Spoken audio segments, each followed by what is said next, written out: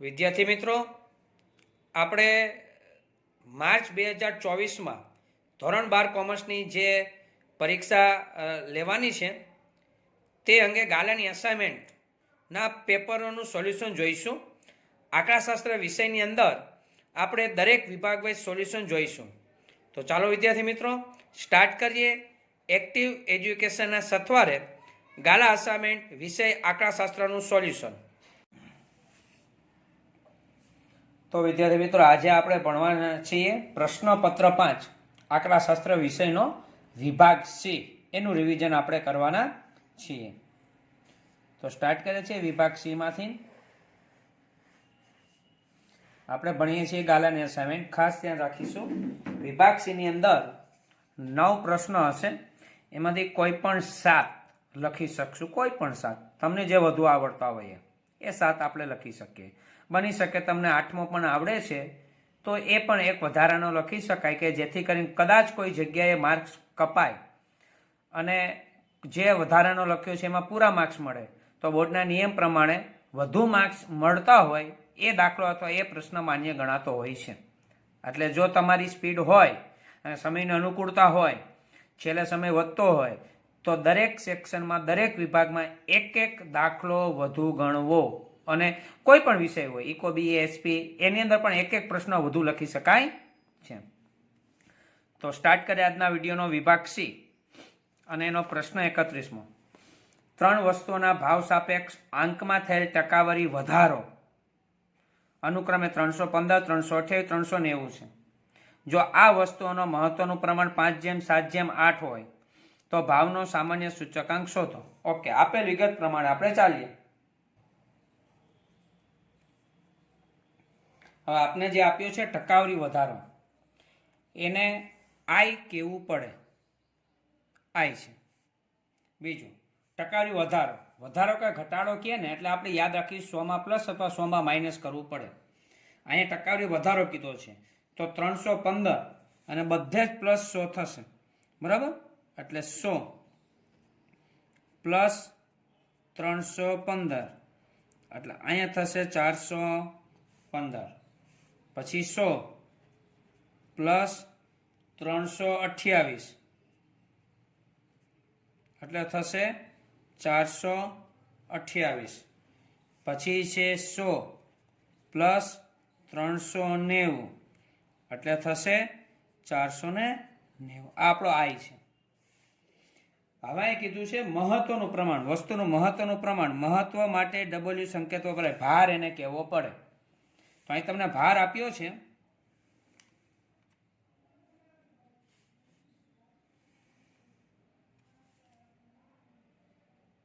5:7:8 એટલે 5, 7 અને 8. હવે આપણે બધાને ખ્યાલ હોય કે આઈ અને ડબલ્યુ રકમની અંદર આપે ને દાખલો આઈ ડબલ્યુ રીતે થાય તો તમારે કયું ખાનું કોષ્ટકમાં બનાવવું પડે તો કે આઈ ડબલ્યુ. બરાબર? આઈ અને ડબલ્યુ. તો કેલ્સી વડે આપણે ચાલીશું.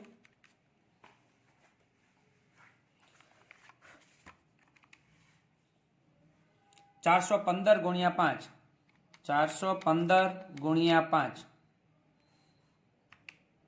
એટલે 2075. મેં સ્વિચ દઈ છે એમ પ્લસ ઓર બરાબર. બરાબર? બરાબરની જગ્યાએ શું દઈ છે? બરાબર છે જ અહીંયા, પણ એમ પ્લસ, મલ્ટી પ્લસ. બરાબર? એ લાસ્ટમાં તમને હું કહું છું. પછી કરીશું 428 ગુણ્યા 7, 428 ગુણ્યા 7 અને એમ પ્લસ એટલે 2996. પછી આવશે 490 ગુણ્યા 8 અને એમ પ્લસ 3920. જો કેલ્શિયમમાં ઉતારણમાં ભૂલ ના કરો તો આ રીત બહુ સારી. આવા બધાને ટોટલ કરવો હોય, ટોટલ કરવા માટે તમારે જો એમ પ્લસની સ્વિચનો ઉપયોગ કર્યો હોય ને મિત્રો, તો MRC આની સ્વિચ દબાવી દેવાની એટલે 8991 આવી ગયું. બધા ટોટલનો સમય બગાડવો પડે નહીં. સ્વિચનો ખ્યાલ આવ્યો? જ્યારે ટોટલ કરવાની જરૂર પડે, ગુણાકાર કર્યા પછી ટોટલ કરવો હોય ત્યારે એમ પ્લસ સ્વિચનો ઉપયોગ કરી શકાય.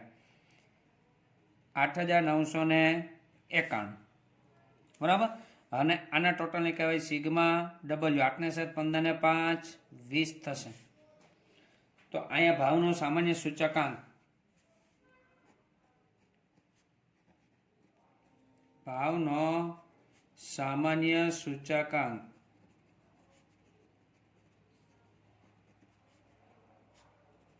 સિગ્મા આઈ ડબલ્યુ છેદમાં સિગ્મા ડબલ્યુ. સિગ્મા આઈ ડબલ્યુ 8991. સિગ્મા ડબલ્યુ એટલે કે 20. 8991 અને એને ભાગ્યા 20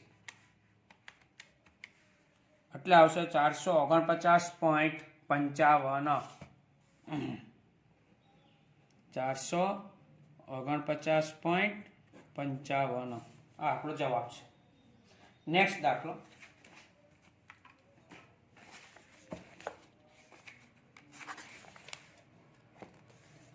નીચેની વિગતો પરથી સહસંબંધક આર શોધો. કોષ્ટક આપ્યું છે, આના આધારે આર શોધવાનો છે. અવલોકનોની સંખ્યાને n કહેવાય, મધ્યકને x નીચે x બાર કહેવાય, y ને y બાર. મધ્યકમાંથી લીધેલા વિચલનોના વર્ગોનો સરવાળો એટલે આને કહેવાય સિગ્મા x માઇનસ x બાર. જો મધ્યકમાંથી ને એટલે x બાર, એમાં વિચલન એટલે x માઇનસ x બાર, વર્ગો એટલે sigma x minus x bar square, બરાબર. અને જે રીતે આ sigma y minus y bar square. મધ્યકમાંથી લીધેલા વિચલનોના ગુણાકારનો સરવાળો એટલે એનો ગુણાકાર વિચલનો x minus x bar y minus y બાર અને આગળ સિગ્મા, બરાબર. ચલો લખીએ વિગત એટલે આપણે ખ્યાલ આવશે. તો આપેલી વિગત પ્રમાણે આપણે સૂત્ર મૂકીએ. મને વિગત આટલી આપી છે, તેમાં આરનું સૂત્ર કયું થાય તો કે sigma x minus x bar y minus y bar upon sigma x minus x bar square in root એને ગુણ્યા sigma y minus y bar square in root, બરાબર. ફક્ત સૂત્ર આવડે તો કિંમત મૂકીને સાદુરૂપ આપી અને દાખલો થઈ શકે. તો આ તમારી પાસે છે 100. અચ્છા, આ છે તમારી પાસે 120 ઇન રૂટ, આ છે 160 ઇન રૂટ, આ 100 એમને 120 ગુણ્યા 160 અને એનું વર્ગમૂળ. કેલ્શિયમ આપણે કરીશું 120 ગુણ્યા 160 એટલે હવે 19200. એક સ્ટેપ વધારીએ આપણે 19200 અને ઇન રૂટ આ 100 એમને 19200 નું વર્ગમૂળ 138.56. 57 થતું નથી, જોજો ચોગડો છે એટલે 138.56. 100 ભાગ્યા 138.56 આપણે કરીએ. 100 ભાગ્યા 138.56 0.72. ખ્યાલ આવી ગયો? 73 નથી થતા, તમે જોઈ શકો છો, એકડો છે પછી એટલે અહીં આવશે 0.72. આર બરાબર. એના પછીનો દાખલો. કેપિટલ આર સ્ક્વેર ક્યારે આપણે મળે? નિશ્ચયાંકનો અંક એટલે capital R square. Capital R square એટલે કે small r square. Small r એટલે કે સહસંબંધ. સહસંબંધ અહીં કે સૂત્રો પરથી મળી શકે તો કેપિટલ આર સ્ક્વેર એનું થાય. અચ્છા, આમાં જે વિગત મને આપી છે આપણે લખીએ છીએ અહીં. આ વાય કેપનું સૂત્ર પરથી લખી શકીએ. એ અને બી તમને આપી દીધું. એ બરાબર 11 અને બી બરાબર અહીંયા જે અંક છે એ 3 હોય. એ પ્લસ બી એક્સ એવું સૂત્ર છે. પછી આ આપ્યું છે એના રીતે લખી શકાય એસ એક્સ જે મળે છેદમાં એસ વાય. 3/10 છે, 3/10. હવે બીનું સૂત્ર આપણી પાસે છે એક સૂત્ર કે જેમાં એસ વાય એસ એક્સનો અને સ્મોલ આરનો ઉપયોગ થાય. બી બરાબર સ્મોલ આર ઇન્ટુ એટલે ગુણ્યા s y upon s x. S y upon s x. સૂત્ર યાદ હશે તો દાખલો સરળતાથી થશે. હવે એમાં બી મારે શોધો છે, સોરી આર શોધો. તો આરને આપણે અહીંયા લખીએ એટલે એને ત્યાં ત્યાં રાખ્યા કહેવાય એમ. આ છેદમાં અંશમાં, અંશમાં એ છેદમાં જાય એટલે કે બી ગુણ્યા એસ એક્સ છેદમાં એસ વાય થાય. ચલો બી કેટલું છે તો કે 3. એસ એક્સના છેદમાં એસ વાય છે તો કે આ પરીક્ષામાં બીવડા માટે જો આ અહીંયા ના અહીંયા આપી શકે તો આપણે પણ આને ઉલટાવવું પડે. અત્યારે કોઈ પ્રશ્ન નથી, ઉલટાવેલું છે જ. 3/10 એટલે 3/10. 3 3 9. 9/10 એટલે 0.9. આ સ્મોલ આર મને મળ્યો, બરાબર. મારે જોઈશે નિશ્ચયાંકતાનો આંક. હું અહીં લખીશ નિશ્ચયાંકતાનો આંક, એટલે કે કેપિટલ આર સ્ક્વેર બરાબર small r square. Small r મારી પાસે છે 0.9 અને એનો સ્ક્વેર એટલે કે 0.81 થાય. આ મારો ફાઇનલ જવાબ થશે. એના પછીનું છે થિયરી છે. સામયિક શ્રેણીનું મહત્વ ટૂંકમાં સમજાવો. ચોથા ચેપ્ટરનો આ પ્રશ્ન કહી શકાય. ચોથા ચેપ્ટરનો પ્રશ્ન છે સામયિક શ્રેણીનું મહત્વ. ચેપ્ટરનું નામ ઉપરથી જ એનું મહત્વ છે. બરાબર, તો 4 મુદ્દા છે. સામયિક શ્રેણીની ચલ રાશિની કિંમતમાં થતા ફેરફારોનો અભ્યાસ ભૂતકાળમાં બનેલી ઘટનાઓનો નિર્દેશ કરે અને આ જાણકારી ભવિષ્યના નિર્ણય માટે પણ મદદરૂપ બને. એટલે આના પરથી કહી શકાય, આમ તો આપણું ચેપ્ટર 2, 3, 4 ત્રણે એવું છે. ભૂતકાળ પરથી, અનુભવ પરથી ભવિષ્યનો અંદાજ, એનો ફાયદો છે. બીજો, સામયિક શ્રેણીના અભ્યાસથી ચલ રાશિની ભવિષ્યની કિંમત કે કિંમતોનું પૂર્વાનુમાન કરી શકાય. કિંમત આપણે જાણી શકીએ. તમે કોઈ ધંધો કરો છો તો ભવિષ્યમાં એની કિંમત કેટલી હોઈ શકે અનુભવના આધારે, કે આ વર્ષે આટલી હતી, તે પછી એટલા વર્ષે આટલી વધી, એટલા વર્ષે આટલી વધી, તો નેક્સ્ટ ટાઈમ એટલા વર્ષોમાં એટલી હોવી જોઈએ. અનુભવ. વેપારી પેઢીઓ, ઔદ્યોગિક ગૃહો, સરકારી તંત્રો સામયિક શ્રેણીના અભ્યાસની મદદથી નીતિ વિષયક નિર્ણયો લઈ શકે અને ભવિષ્યના વિકાસ યોજનાઓ તૈયાર કરી શકે છે. સરકાર પણ આના પરથી જ અંદાજ મેળવતો હોય છે કે ભવિષ્યમાં આપણા રાજ્ય, આપણો જિલ્લો અથવા આપણા દેશનો વિકાસ કેટલો હોઈ શકે છે. ચોથું, સામયિક શ્રેણીના અભ્યાસ પરથી વ્યાપારી પેઢીઓ, ઔદ્યોગિક ગ્રહો અને સરકારી તંત્રોએ કરેલી વર્તમાન કામગીરીને ભૂતકાળમાં થયેલી કામગીરી સાથે સરખાવી, વર્તમાનને ભૂતકાળ સાથે તેમને કરેલી પ્રગતિનું મૂલ્યાંકન કરી શકે. જેમ કે અમુક પંચવર્ષીય યોજના દરમિયાન જથ્થાબંધ ભાવની સામયિક શ્રેણીનો અભ્યાસ કરી ફુગાવાના દરમાં થયેલા ફેરફારનું મૂલ્યાંકન કરી શકાય છે. ઓકે, થિયરી છે, આપ જાતે પણ પાકી કરી શકો છો. મુદ્દા થોડાક આગા પાછા, તે ચિંતા નહીં કરવાની. સ્ટેટ વિષયની અંદર થિયરી એટલે થિયરી તરીકે રહેવા દેવાની. ઇકો બીએસપી આખો વિષય થિયરીનો છે, આમાં થોડું ઘણું ચાલે. ઇકો બીએસપીમાં ચાલે નહીં. નેક્સ્ટ પ્રશ્ન. રેન્ડમ શબ્દના બધા અક્ષરોના ઉપયોગથી બનતી તમામ ગોઠવણીમાં આર પ્રથમ અને એમ અંતિમ સ્થાને આવે તેની સંભાવના શોધો. મે 2021ની અંદર પરીક્ષા લેવાઈ હતી રિપીટરની, ત્યારે પૂછાયેલું હતું. અચ્છા, સંભાવનાનો દાખલો છે. મને રેન્ડમ શબ્દ કીધો છે. અચ્છા, કુલ 6 છે. આમ તો 6 રીતે ગોઠવી શકે. 6P6 બરાબર, 720 અક્ષર થાય. પણ જેમાં આર પ્રથમ સ્થાને જ આવવું જોઈએ, એમ અંતિમ સ્થાને જ આવવું જોઈએ, એવી પહેલા ગોઠવણી શોધીએ અને પછી છે એની સંભાવના આપણે શોધીએ. બરાબર, તો આર પ્રથમ સ્થાને આવે અને એમ અંતિમ સ્થાને આવે એને સાનુકૂળ પરિણામ કહેવાય. એટલે ઘટના એ બરાબર કરીને આપણે ધારીશું. એ બરાબર, ઘટના એ બરાબર. પહેલા તો તે પહેલા આપણે કુલ પરિણામ લખી શકીએ. સંભાવના દાખલાની શરૂઆત કુલ પરિણામથી કરો તો વધારે સારું. કુલ પરિણામ એન, કુલ પરિણામ એન કહેવાય. કુલ 6 અક્ષર છે. અહીંયા 6 નો ગોઠવવાના થાય. જો 11મા ધોરણ પ્રમાણે દાખલો થાય 6P6 એટલે 6P6 એટલે 6 ફેક્ટર થાય. 6 ફેક્ટર એટલે 6, 5, 4, 3, 2, 1 બધાનો ગુણાકાર. ટોટલ થશે 720 શબ્દ બને. હવે એમાં ઘટના એ એટલે શું? જે પ્રશ્ન માગ્યો હોય ને એ જ એને ઘટના એ કહેવાય. આર પ્રથમ સ્થાને, પ્રથમ અને એમ અંતિમ સ્થાને આવે તે ઘટના આર. હવે આર પ્રથમ સ્થાને જ, તો એને એક જ રીતે ગોઠવીએ કે 1P1, બીજે ક્યાંય ગોઠવવાનો નથી. પ્રથમ એટલે પ્રથમ જ. એમ અંતિમ સ્થાને એને એક જ રીતે ગોઠવીએ કે 1P1 અંતિમ સ્થાને જ. હવે બીજા કેટલા અક્ષર વધ્યા હોય છે? 1, 2, 3, 4. આને અહીંયા આડાવાળા ચાલે તો 4 અક્ષર વધ્યા. એના માટે જગ્યા પણ 4 જ હોય ને. આ વચ્ચેમાં 4માં જ ગમે તે જગ્યાએ ગોઠવી શકાય. તો 1P1 એટલે 1, 1P1 એટલે 1, 4P4 એટલે 4 થી 1 સુધી 4, 3, 2, 1, 4 થી 4 આંકડા. અચ્છા, 4, 3, 12, 12, 24, 24, 1, 24, 4, 3, 12, 12, 24, 24, 24 થાય. મારા સાનુકૂળ પરિણામ, ઘટના એના સાનુકૂળ પરિણામને એમ કહેવાય. શું કહેવાય? એમ. આપ કોમેન્ટ્સની અંદર જવાબ આપી શકો છો, કોમેન્ટ્સમાં પ્રશ્ન પણ પૂછી શકો છો. શક્ય પ્રયત્ન કરીશું કે તમારા પ્રશ્નનું સોલ્યુશન થાય. આ ઉપરાંત ડિસ્ક્રિપ્શનની અંદર પણ મારા વોટ્સઅપ નંબર છે, એના દ્વારા પણ તમે જવાબ મેળવી શકો છો.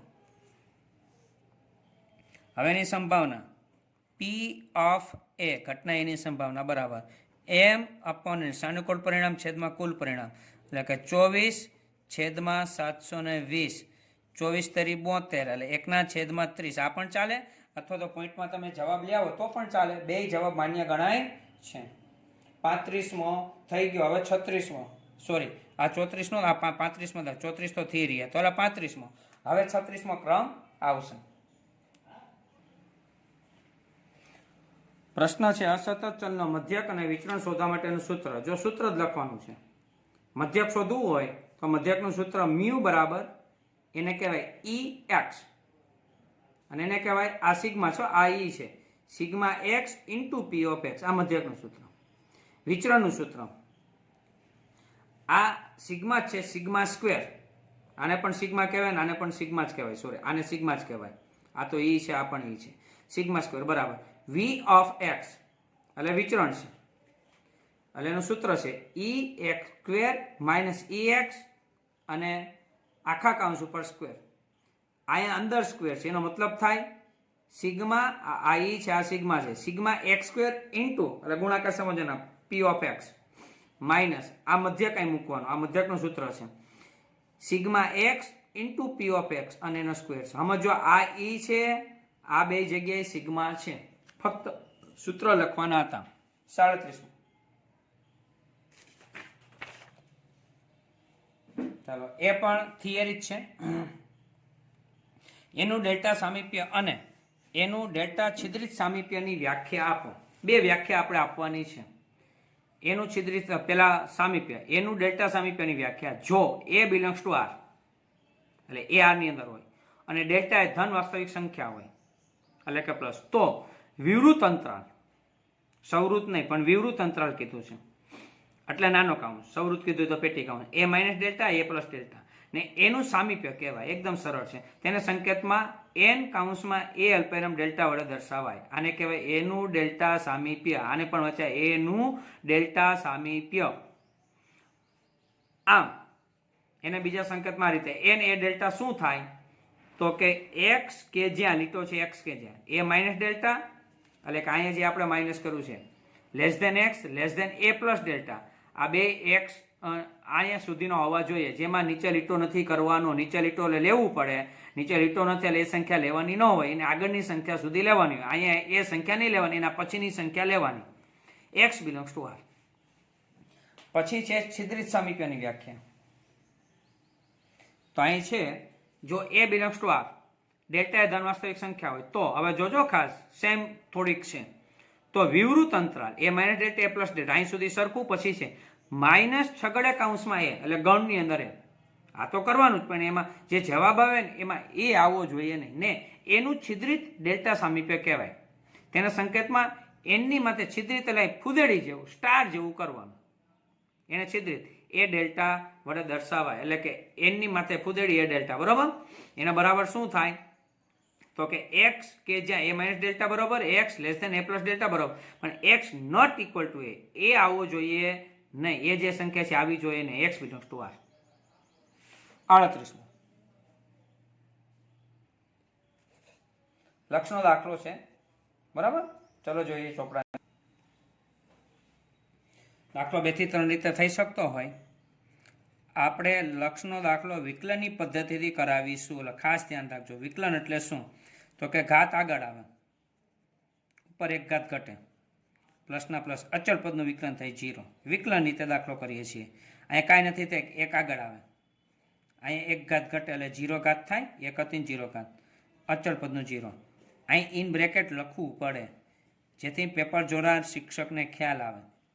વિકલન લેતા આ બરાબર લિમિટ x વિરુદ્ધ -2 વધ્યું કેટલું તો કે 7x ની 6 ઘાત. જો કોઈ પણ પદની 0 ઘાત એટલે જવાબ 1 થાય, 0 નો થાય. ઘણા 0 કે છે. કોઈ પણ પદની 0 જવાબ 1, 1 ગુણ્યા 1 1 1 1. હવે છેદમાં 1 હોય ના લખો ચાલે, નથી લખ્યું. હવે એક્સની જગ્યાએ -2 આપણે મૂકી દેવાના, એટલે આટલી વસ્તુ નીકળી જાય. 7 એમને એક્સની જગ્યાએ -2 ની 6 ઘાત, બેકી ઘાતો એટલે માઇનસના પ્લસ થાય. 2 ની 6 ઘાત, 2 2 4, 4 2 8, 8 2 16, 16 2 32, 32 2 64, એટલે 64 થયું. અને 64 ગુણ્યા 7 કેલ્સીમાં કરવાનું, 4 4 8 448 જવાબ આવશે. બરાબર. 39 એફ ઓફ એક્સ વિકલન ચેપ્ટરનો દાખલો છે. એક્સની કઈ કિંમત માટે એફ ડબલ ડેક્સ એટલે ડબલ વિકલન એક્સ બરાબર 52 થાય. ઓકે, એક્સની જગ્યાએ શું મૂકવાથી જવાબ 52 આવે? 2 વખત પૂછાઈ ગયેલો દાખલો છે, એટલે એવું નથી કે ન પૂછાય. જે દાખલો વધુ પૂછાતો એ વધુ પૂછાઈ શકે છે.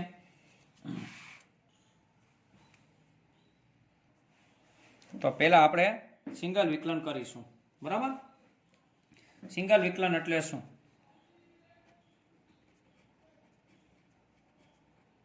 ઘાત આગળ આવશે એટલે 4 3 12, ઉપર 1 ઘાત ઘટે, 2 2 4, ઉપર 1 ઘાત ઘટે એટલે 1 આગળ 7 1 7, ઉપર 0 થઈ જાય 1 હતું એટલે.